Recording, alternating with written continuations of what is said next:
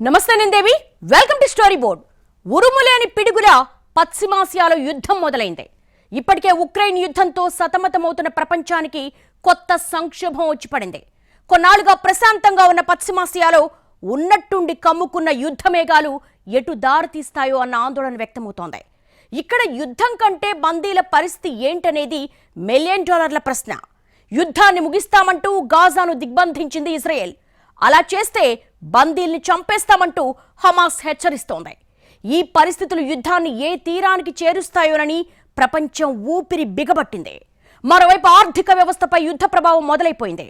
చమురు ధరలకు రెక్కలొచ్చాయి. బంగారం ధరలు పెరిగే అవకాశం కనిపిస్తోంది. ఒక్క భారత స్టాక్ మార్కెట్లోనే 4 లక్షల కోట్ల మదుపర్ల సంపద ఆవిరైంది. ఇజ్రాయెల్పై హమాస్ అడపాదడపా దాడులు చేయడం కామనే. కానీ ఈ రేంజ్లో వేల సంఖ్యలో క్షిపణులు ప్రయోగించడం, వందల మందిని బందీలుగా తీసుకెళ్లడం ప్రపంచం ఊహించని పరిణామం. ఇజ్రాయెల్ రక్షణ వ్యవస్థలోని డొల్లతనాన్ని గేలి చేస్తున్నట్టుగా సాగిన హమాస్ దాడి ఊహించని ఉత్పాతాన్ని సృష్టించింది. ఇజ్రాయెల్ హమాస్ యుద్ధంలో మృత్యుఘోష కొనసాగుతోంది. ఈ యుద్ధంలో రెండు వైపులా మృతుల సంఖ్య రోజురోజుకు భారీగా పెరుగుతోంది. ఈ యుద్ధంలో ఇప్పటివరకు 1600 మంది చనిపోయారు. గాజా ఆరోగ్య మంత్రిత్వ శాఖ తెలిపిన వివరాల ప్రకారం 4 రోజులుగా కొనసాగుతున్న యుద్ధంలో ఇజ్రాయెల్ దాడుల్లో 143 మంది పిల్లలు, 105 మంది మహిళలు సహా 704 మంది మరణించారు.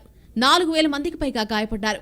ఇక హమాస్ దాడి కారణంగా ఇజ్రాయెల్లో కనీసం 900 మంది మరణించారు. 2600 మంది గాయపడ్డారు. బందీలుగా ఉన్న 100 మంది ఇజ్రాయెల్ పౌరుల మృతదేహాలు ఒక వ్యవసాయ పొలంలో లభించాయి.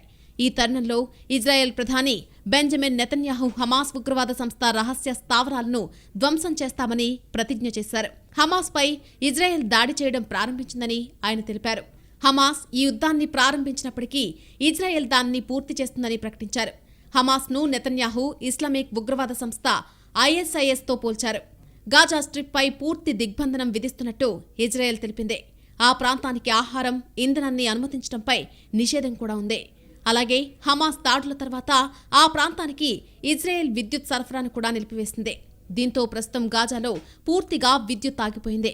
మరోవైపు బందీల స్వేచ్ఛ కోసం ప్రతిఫలంగా మూల్యం చెల్లించడానికి ఇజ్రాయెల్ సిద్ధంగా ఉండాలని హమాస్ హెచ్చరిస్తోంది. ఈ యుద్ధంలో అనేక దేశాలు ఇజ్రాయెల్కు మద్దతుగా నిలుస్తున్నాయి. US, France, Germany, Italy, United Kingdom ఇజ్రాయెల్కు మద్దతిస్తూ సంయుక్త ప్రకటనను విడుదల చేశాయి. దీంతో పాలస్తీనా అధ్యక్షుడు మహమ్మద్ అబ్బాస్ సహాయం కోసం మాస్కోను సందర్శించే అవకాశం ఉందని అంచనాలున్నాయి. తమ దేశంపై మెరుపు దాడికి దిగిన హమాస్ మిలిటెంట్లను ఇజ్రాయెల్ సైన్యం ధీటుగా ప్రతిఘటించింది. దేశంలోకి చొరబడిన ఉగ్రవాదులను ఎక్కడికక్కడ ఏరిపారేసింది. దాదాపు 1500 మంది ముష్కరులను హతమార్చినట్టు ఇజ్రాయెల్ సైన్యం ప్రకటించింది. సరిహద్దులు కూడా పూర్తిగా తమ అధీనంలోకి వచ్చినట్టు తెలిపింది. ఇదిలా ఉండగా హమాస్ దాడిని ఎదుర్కొనేందుకు ఇజ్రాయెల్కు అన్ని విధాలా అండగా ఉంటామని అగ్రరాజ్యం అమెరికా ప్రకటించింది. ప్రస్తుత పరిస్థితుల్లో ఇజ్రాయెల్కు కీలకమైన మందుగుండు, మిలిటరీ పరికరాల డెలివరీని ప్రారంభించింది. ఇప్పటికే విమాన వాహక నౌక, యుద్ధ నౌకలను అమెరికా ఇజ్రాయెల్ తీరానికి పంపింది. అయితే ఈ యుద్ధంలో నేరుగా కాలు పెట్టే ఉద్దేశం తమకు లేదని అమెరికా స్పష్టం చేసింది. సౌదీ అరేబియాకు ఇజ్రాయెల్కు మధ్య జరుగుతున్న చర్చలను దెబ్బతీసటానికి కూడా ఈ హమాస్ ఈ సమయాన్ని ఎంచుకున్నట్టుగా కనబడుతోంది. ఎందుకంటే మీకు ఈ దాడుల్ని అమెరికా తీవ్రంగా ఖండించింది. ఇరాన్ హమాస్ను సమర్థించింది. అందువల్ల ఈ పరిణామాల పట్ల వివిధ దేశాల స్పందన కూడా వెస్ట్ ఏషియాలో, పశ్చిమాసియా ప్రాంతంలో ఉన్న జియో పాలిటిక్స్ను తెలియజేస్తోంది. ఇజ్రాయెల్పై భారీ దాడికి కుట్ర పన్నుతున్నట్టు ఏమాత్రం బయటకు పోకనీయకుండా హమాస్ జాగ్రత్త పడింది. ఇజ్రాయెల్తో తాము పోరాటానికి సిద్ధంగా లేమనే సంకేతాలు గత కొన్నాళ్లుగా హమాస్ నుంచి వస్తున్నాయి. ఇటీవల చిన్న చిన్న పాలస్తీనా గ్రూపులకు ఇజ్రాయెల్ సేనలకు మధ్య జరిగిన ఘర్షణల్లో కూడా హమాస్ తలదూర్చలేదు. PIJ ఇతర సంస్థలు జరిపిన దాడుల్లో పాల్గొనేందుకు నిరాకరించింది. ఈ క్రమంలో ఇజ్రాయెల్ దళాలు హమాస్పై కన్నేసి ఉంచినా అటువైపు నుంచి ఎటువంటి దాడి యత్నాలు లేకపోవడంతో సంతృప్తి చెందింది. అదే సమయంలో గాజావాసులు అధిక ఆదాయం పొందేందుకు ఇజ్రాయెల్లో పనిచేసేలా ఎక్కువ పర్మిట్లు సాధించడంపైనే తమకు ఆసక్తి ఉందన్నట్టు టెల్ అవీవ్ను నమ్మించింది. హమాస్ తీవ్రవాద నేపథ్యం ఉన్నటువంటి సంస్థ ఈ పరిస్థితిని అవకాశంగా తీసుకొని వాళ్ళు దానికి తీవ్రవాద స్పందనలాగా వాళ్ళు హఠాత్తుగా ఈ దాడి చేశారు. ఈ దాడికి ఇజ్రాయెల్ సిద్ధం కాలేదు. నిజానికి రిపోర్ట్స్ చెప్తూ ఉన్నాయి. 2 రోజుల కిందట కూడా ఇజ్రాయెల్ గూఢచారి సంస్థ ఏమీ లేదు, దాడి చేసే అవకాశమే లేదు అని కూడా రిపోర్ట్ ఇచ్చారు. ఇప్పుడు దాడి జరిగింది. హమాస్ అగ్రనేతలకు ఇజ్రాయెల్పై దాడి ప్లాన్ తెలిసినా బయటకు రానేలేదు. దాదాపు 1000 మంది ఉగ్రవాదులు ఈ దాడిలో పాల్గొనేలా శిక్షణనిచ్చారు. అందులో పాల్గొన్న వారికి కూడా తమకు ఎందుకు శిక్షణ ఇస్తున్నారో తెలియనీలేదు. ఇజ్రాయెల్లోని కాలనీల వంటి ప్రదేశాలను నిర్మించి అక్కడ దాడి చేయడం నేర్పించారు. అయితే ఇక్కడ గాజా యువత అల్లర్లలో పాల్గొనని ఖాళీ సమయాల్లో ఇలాంటి శిక్షణలో ఉంటారని ఇజ్రాయెల్ దళాలు నమ్మి తేలిగ్గా తీసుకున్నాయి. దీనికి తోడు హమాస్ మరింత బాధ్యతాయుతంగా ఉందని తమను మిత్రదేశాలు నమ్మించాయని ఇజ్రాయెల్ మాజీ అధికారులు అభిప్రాయపడుతున్నారు. తాము మూర్ఖంగా వారి మాటలు నమ్మి తప్పు చేశామని లెంపలేసుకుంటున్నారు. ఐడీఎఫ్ దక్షిణ గాజా డివిజన్పై తొలుత హమాస్ కమాండో యూనిట్ దాడి చేసింది. ఇది అక్కడి కమ్యూనికేషన్ వ్యవస్థలను దారుణంగా దెబ్బతీసింది. దీంతో ఇజ్రాయెల్ కమాండర్లు పరస్పరం సంప్రదించుకోవడం నిలిచిపోయింది. ఫలితంగా దళాలకు ఆదేశాలు రావడంలో కూడా జాప్యం జరిగింది. ఈలోపు ముష్కరముక్క సరిహద్దు ఊళ్లపై పడి రక్తపాతం సృష్టించింది. 100 మందిని కిడ్నాప్ చేసింది. ఇజ్రాయెల్ రక్షణ వ్యవస్థలో డొల్లతనాన్ని హమాస్ బట్టబయలు చేసింది. గొప్పగా చెప్పుకున్న ఐరన్ డోమ్ కంచెని దాటి 1000 మంది ఉగ్రవాదులు ఇజ్రాయెల్పై ముప్పేట దాడికి దిగారు. జల, వాయు, భూ మార్గాల్లో చొరబడి నరమేధం సృష్టించారు. అత్యంత పటిష్టమైన నిఘా వ్యవస్థ ఉన్న ఇజ్రాయెల్ ఊహించని ఈ పరిణామానికి షాక్కు గురైంది. అయితే త్వరగానే తేరుకుని మిలిటెంట్లను ఏరేసినా బందీల విడుదల ఎలా అనేదే $1 మిలియన్ ప్రశ్న. ఒకవేళ ఇజ్రాయెల్ గెలిచినా బందీలు చనిపోతే అప్పుడు ఇజ్రాయెల్ పౌరుల రియాక్షన్ ఎలా ఉంటుందనేది అందర్నీ ఆందోళన పరుస్తున్న మరో అంశం. ప్రస్తుతం పరిస్థితి అత్యంత సున్నితంగా ఉంది. దీన్ని చాలా జాగ్రత్తగా హ్యాండిల్ చేయాల్సి ఉంది. ఏమాత్రం అదుపు తప్పినా యుద్ధం ఏ తీరానికి చేరుతుందో చెప్పలేమంటున్నారు విశ్లేషకులు. ఇజ్రాయెల్ పాలస్తీనా వైరం ఈనాటిది కాదు, దీనికి 1000 ఏళ్ల చరిత్ర ఉంది. జెరూసలేం నగరం, అందులోనూ అల్ అక్సా మసీదుపై పెత్తనం కోసం అంతులేని యుద్ధం జరుగుతోంది. యూదులు, అరబ్బులు, క్రైస్తవులతో ముడిపడి ఉన్న ఈ సమస్య అంతర్జాతీయ సమస్యగా మారింది. అరబ్ ప్రపంచం ఒకవైపు, పాశ్చాత్య ప్రపంచం మరోవైపు మోహరించిన పరిస్థితి. గతంలో పాలస్తీనాకు మద్దతుగా ఉన్న భారత్ ఇప్పుడు ఇజ్రాయెల్కు మద్దతుగా నిలబడింది. ఇజ్రాయెల్ పాలస్తీనా మధ్య యుద్ధం శతాబ్దాలుగా కొనసాగుతూనే ఉంది. జెరూసలేం కోసం యూదులు, అరబ్బులు పోరాటం చేస్తున్నారు. నిజానికి వీరిద్దరూ ప్రాచీన సెమిటిక్ జాతికి చెందిన దాయాదులే. ఒకరికిది పవిత్ర భూమి, మరొకరికిది మాతృభూమి. 1000 ఏళ్ల కిందట ఈ భూమిలోనే తాము పుట్టామని, దీనికి తమ దేవుడు తమకు రాసిచ్చాడు అన్నది యూదుల విశ్వాసం. చరిత్రలో చెల్లాచెదిరిన వారంతా జన్మభూమికొచ్చి నివసించే హక్కు తమకుందని వాదిస్తుంటారు. 1000 ఏళ్లుగా అదే భూమిలో అరబ్బులు నివసిస్తున్నారు. చినుకుల్లా మొదలై ఉప్పెన్లా ముంచెత్తిన యూదులు తమను బలప్రయోగంతో వెళ్లగొట్టారని అరబ్బులంటున్నారు. తమ మాతృభూమిని ఆక్రమించుకున్నారు అనేది వీరి ఆవేదన. 2000 ఏళ్ల కిందట ఈ ప్రాంతంలో యుద్ధాలు, దాడుల నుంచి పారిపోయిన వారే యూదులు. వారు ఎక్కడకు వెళ్లినా అక్కడ వివక్షకు, అణిచివేతకు గురయ్యారు. అదే యూదులు విరుచుకుపడ్డంతో ఇళ్లు, ఊళ్లు వదిలి ప్రాణాలు దక్కించుకోవడానికి పారిపోయి పొరుగు దేశాల్లో శరణార్థులుగా అరబ్బులు బతికిడుస్తున్నారు. క్రైస్తవులు, ముస్లింలు, యూదులు 3 మతాల వారు జెరూసలేంను పవిత్రంగా భావిస్తారు. ఈ 3 మతాలకు జెరూసలేంతో 100 ఏళ్ల చరిత్రతో పాటు వివాదాలు పెనవేసుకుని ఉన్నాయి. ప్రపంచంలోని అత్యంత ప్రాచీన నగరాల్లో జెరూసలేం ఒకటి. ఎన్నోసార్లు ఈ నగరాన్ని చాలామంది చేజిక్కించుకున్నారు. జెరూసలేంలో ముస్లింలు, క్రైస్తవులు, యూదులతో పాటు అర్మేనియన్లకు అత్యంత పవిత్రమైన ప్రార్థనా మందిరాలున్నాయి. జెరూసలేంలోని పాత నగరాన్ని 4 భాగాలుగా విభజించారు. వాటిలో ఈ 4 వర్గాలకు చెందిన ప్రజలు ఎవరి భాగంలో వారు నివసిస్తారు. అర్మేనియన్లు కూడా క్రైస్తవుల్లో భాగమే. అందుకే క్రైస్తవులు 2, ముస్లింలు, యూదులు చెరో భాగం పంచుకున్నారు. జెరూసలేం నగరంలోని 4 భాగాల్లో పెద్దది ముస్లిం భాగం. అందులో అలక్సా మసీద్తో పాటు ముస్లింలకు ఎంతో పవిత్రమైన డోమ్ ఆఫ్ ది రాక్ కూడా ఉంది. మహమ్మద్ ప్రవక్త మక్కా నుంచి ఇక్కడికొచ్చి ప్రార్థనలు చేశారని ముస్లింలు విశ్వసిస్తారు. ఆ మసీదుకు కొద్ది దూరంలోనే డోమ్ ఆఫ్ ది రాక్ కూడా కనిపిస్తుంది. అక్కడి నుంచే మహమ్మద్ ప్రవక్త స్వర్గానికి పయనమయ్యారని భావిస్తారు. యూదులు అత్యంత పవిత్రంగా భావించే క్షేత్రం కూడా జెరూసలేంలోనే ఉంది. అక్కడున్న వెయిలింగ్ వాల్ దగ్గరే యూదులు ప్రార్థనలు నిర్వహిస్తారు. నిజానికి ఆ గోడకు అవతలి వైపున యూదులకు అత్యంత పవిత్ర స్థలం ఉంది.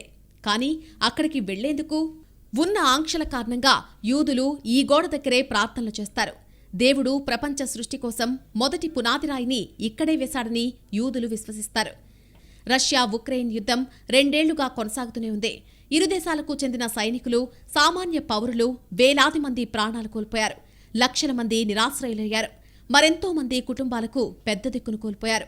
అయితే ఇజ్రాయెల్ పాలస్తీనా దేశాల మధ్య శతాబ్దాలుగా యుద్ధం కొనసాగుతూనే ఉంది. రెండు దేశాలు శాంతి ఒప్పందాలకు కట్టుబడి పనిచేయలేకపోయాయి. శతాబ్దాలుగా యుద్ధాలు జరుగుతున్నా, వేల మంది ప్రాణాలు కోల్పోతున్నా ఇజ్రాయెల్ పాలస్తీనా దేశాలు యుద్ధాన్ని మాత్రం ఆపడం లేదు. జెరూసలేం తమదంటే తమదంటూ పోరాటం చేస్తూనే ఉన్నాయి.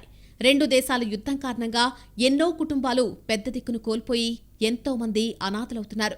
తామెందుకు ఈ దేశంలో పుట్టామా, తామేం పాపం చేశాము అంటూ స్థానికులు తమను తాము ప్రశ్నించుకుంటున్నారు.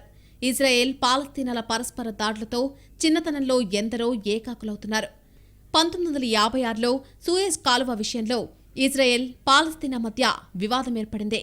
మరోసారి ఇజ్రాయెల్, ఈజిప్ట్ ఒకదానికొకటి ఎదురు నిలిచాయి.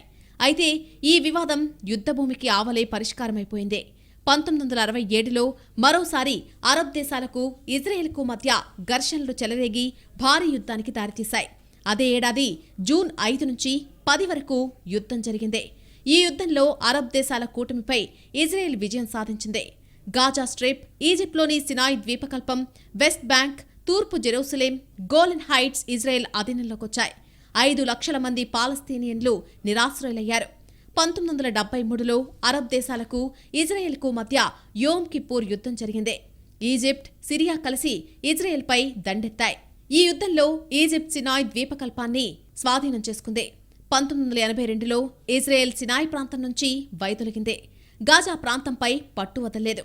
6 సంవత్సరాల తర్వాత ఈజిప్ట్, ఇజ్రాయెల్ మధ్య శాంతి ఒప్పందం కుదిరింది. ఇజ్రాయెల్తో సమస్యలను పరిష్కరించుకున్న తొలి అరబ్ దేశం ఇదే. గాజా స్ట్రిప్ను 1967 యుద్ధంలో ఇజ్రాయెల్ స్వాధీనం చేసుకుంది. 2005లో గాజా నుంచి ఇజ్రాయెల్ వైదొలిగినప్పటికీ ఐక్యరాజ్యసమితి ఆ భూమిని ఇప్పటికీ ఆక్రమిత భూభాగంగానే పరిగణిస్తోంది. ఇక్కడి ప్రజలు, వస్తువులు, సేవలు, గాలి, నీరు, సముద్రంపై ఇంకా ఇజ్రాయెల్ నియంత్రణ ఉంది. ప్రస్తుతం గాజా పాలస్తీనియన్ తీవ్రవాద సంస్థ హమాస్ పాలనలో ఉంది. ఈ సంస్థ ఇజ్రాయెల్తో అనేక మార్లు పోరాడింది. West Bank Palestinian National Authority నియంత్రణలో ఉంది.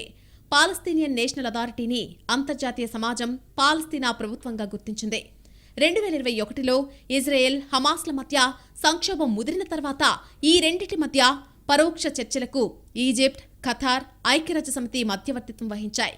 దీనివల్ల గాజా ప్రజలు ఇజ్రాయెల్లో పనిచేయడానికి, ఇతర పరిమితులను సడలించడానికి ఈ చర్చలు ఉపయోగపడ్డాయి. ఇజ్రాయెల్ ఇప్పుడు నిస్సందేహంగా యుద్ధం చేయడం వైపే మొగ్గు చూపుతోంది.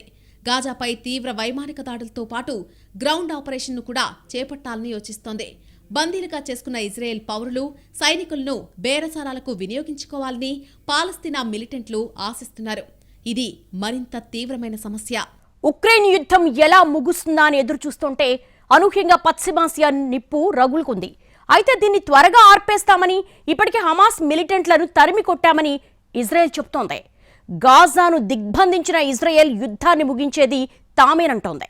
కానీ బందీల్ని చంపుతామని బెదిరిస్తున్న హమాస్ ఎలాంటి అకృత్యాలకు పాల్పడుతుందో తెలియని దుస్థితి. మరోవైపు ప్రపంచ ఆర్థిక వ్యవస్థ ఏమవుతుందో అన్న ఆందోళన ఉండనే ఉంది. ఇజ్రాయెల్ నుంచి కిడ్నాప్ చేసి గాజాకు తీసుకువెళ్లిన వారిని ఏమైనా జరిగితే హమాస్ పరిస్థితి మరింత దిగజారుతుందని ఇజ్రాయెల్ డిఫెన్స్ ఫోర్సెస్ హెచ్చరికలు జారీ చేసింది. ఇజ్రాయెల్ దళాలు పూర్తి స్థాయిలో గాజాపై నియంత్రణ సాధించే దిశగా అడుగు వేయడంతో హమాస్ హెచ్చరికలు జారీ చేసింది. ఇజ్రాయెల్ జరిపే ప్రతి ఒక్క బాంబింగ్కు ఒక పౌరుణ్ణి హత్య చేస్తామని హమాస్ ఇప్పటికే వార్నింగ్ ఇచ్చింది. దీంతో పరిస్థితులు మరింత విషమించే అవకాశం ఉంది. ఇప్పటికే ఇజ్రాయెల్ దాదాపు 3 లక్షల మంది సైన్యాన్ని సమీకరించి హమాస్పై దాడి చేసేందుకు సిద్ధం చేస్తోంది. ఇజ్రాయెల్ 35 బెటాలియన్లను గాజా సరిహద్దులకు తరలించింది. భవిష్యత్తులో ఇక్కడ ఆపరేషన్ల కోసం అవసరమైన బేస్లు, వసతులు నిర్మిస్తోంది. గాజాలో భారీగా పదాతి దళం పోరాడాల్సి ఉంటుందని ఆ దేశం విశ్వసిస్తోంది. ఇజ్రాయెల్, హమాస్ మధ్య ఓ సయోధ్య కుదిర్చేందుకు ఖతార్ ప్రయత్నిస్తోంది. ఇజ్రాయెల్లో బందీలుగా ఉన్న 36 మంది పాలస్తీనియన్లు విడుదల చేస్తే ప్రతిగా హమాస్ చెరలో ఉన్నటువంటి వారిని పంపించేలా ఒప్పందం చేసేందుకు యత్నిస్తోంది. తమ చేతిలో ప్రస్తుతం 100 మందికి పైగా ఇజ్రాయెల్ మహిళలు, చిన్నారులు ఉన్నట్టు హమాస్ చెబుతోంది. కానీ ఖచ్చితమైన సంఖ్యను మాత్రం బయటపెట్టడం లేదు. ఈ సంఖ్య మరింత ఎక్కువగా ఉండొచ్చని ఇజ్రాయెల్ వర్గాలు అనుమానం వ్యక్తం చేస్తున్నాయి. ఈ నేపథ్యంలో కేవలం 36 మంది పాలస్తీనియన్ల కోసం వందలాది మందిని విడుదల చేసేందుకు హమాస్ అంగీకరిస్తుందా అనే విషయంపై స్పష్టత లేదు. ఒకవేళ అంగీకరించినా ఎలాంటి నిబంధనలు విధిస్తుందో చెప్పలేం. ఖతార్తో పాటు ఈజిప్ట్ కూడా ఇజ్రాయెల్, హమాస్ మధ్య ఒప్పందం కుదిర్చేందుకు ప్రయత్నిస్తున్నాయి. ఇప్పటివరకు జరిగిన పరిణామాలకు పక్కన పెడితే ఇకపై ప్రాణ నష్టం జరగకుండా చూడాలని ఇరు వర్గాలను ఒప్పించే ప్రయత్నం జరుగుతోంది. ప్రతిదాడులను నిలిపివేయాలని, ఇజ్రాయెల్ను బందీలుగా పట్టుకున్న వారికి ఎలాంటి హాని తలపెట్టకుండా చూసుకోవాలని హమాస్ను ఇతర దేశాలు కోరుతున్నాయి. అయితే ఇజ్రాయెల్ దూకుడు చూస్తే ఆ పరిస్థితులు ఏమాత్రం కనిపించడం లేదు. హమాస్ను నామరూపాలు లేకుండా చేసేంత వరకు పోరాటం సాగిస్తామని ఇప్పటికే ఇజ్రాయెల్ ప్రధాని బెంజమిన్ నెతన్యాహు ప్రకటించారు. మరోవైపు అమెరికా, ఖతార్, ఈజిప్ట్ మధ్యవర్తిత్వంపై ఇజ్రాయెల్ ఇప్పటివరకు ఎలాంటి ప్రకటన చేయలేదు. ఇజ్రాయెల్పై మెరుపు దాడికి దిగిన హమాస్ ఉగ్రవాదులు అక్కడి పౌరులపై జరిపిన దురాగతాలు ఒక్కొక్కటిగా వెలుగులోకొస్తున్నాయి. ముష్కర్లు ఇళ్లలోకి చొరబడి పాయింట్ బ్లాంక్లో కాల్పులు జరిపి అమాయక పౌరులను పొట్టన పెట్టుకున్నారు. క్రూరమైన హమాస్ ఉగ్రవాదులు ఇజ్రాయెల్ పౌరులను వీధుల్లో పిట్టల్ని కాల్చినట్టు కాల్చి చంపేశారు. పురుగుల్ని నలిపినట్టుగా ఇళ్లలోకి చొరబడి ప్రజలను పాయింట్ బ్లాంక్లో కాల్చేశారు. తల్లిదండ్రుల నుంచి పిల్లలను బలవంతంగా లాక్కుని వారిని బంధించారు. హమాస్ కేవలం ఇజ్రాయెల్పై దాడి చేయలేదు, అంతకు మించిన చాలా యుద్ధ నేరాలకు పాల్పడింది. ఈ అంశమే మరింత ప్రమాదకర సమస్యకు దారితీసే అవకాశాలు కనిపిస్తున్నాయి. హమాస్ మిలిటెంట్లు పాగా వేసిన గాజా స్ట్రిప్ను ఇజ్రాయెల్ దిగ్బంధం చేసింది. అక్కడికి కరెంటు సరఫరా, నీరు, ఆహారం, ఇంధన సరఫరాను నిలిపివేసింది.